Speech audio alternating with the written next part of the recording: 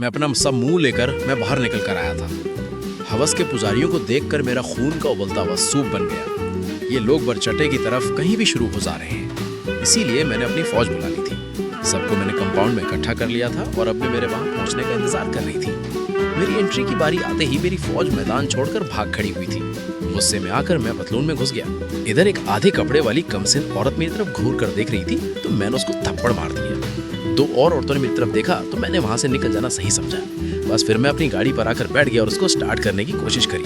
बावली जी स्टार्ट ही नहीं हुई। फिर मैंने उसको सीधे करके धक्का लगाने का सोचा, लेकिन वो चालू ही नहीं हो रही थी तो मैं उसको छोड़कर घर आ गया। सुबह को बुला शाम को घर आ जाए तो उसको बुलाना नहीं झुलाना कहते हैं। बस यही बताने के लिए मैं ऐसे चलने लग गया।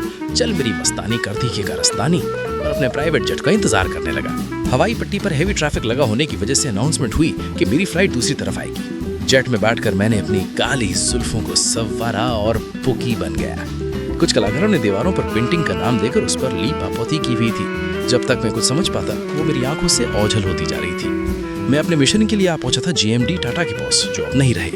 मेरी नजर पड़ी मेरे पायलट पर जो कानों में एयरफोन लगाए किसी से बात कर रहा था, लेकिन तभी मुझे याद आया कि इसने रिज्यूम में खुद को बहरा बताया हुआ है। मैं समझ गया यह फर्जी एजेंट और इसने मुझे फंसाने की कोशिश है। उसके 40 साल पुराने मुंह पर लात मारकर मैं चला आया था अपनी कंपनी के एजेंट्स मीटअप पर, जहां उन लोगों ने मोर और लालटेन रुकाए हुए थे। वहां से निकलकर रास्ते में चलकर मुझे दिखाई दिया कि कुछ हरामचोर लोग रास्ते में जेलीफिश हाथ में लेकर घूम रहे थे। सब्सक्राइब और लाइक दोनों करो, वरना ऐसी वीडियो देखने नहीं मिलेगा। मुझे मोटिवेट करना तुम्हारा तरफ है यार।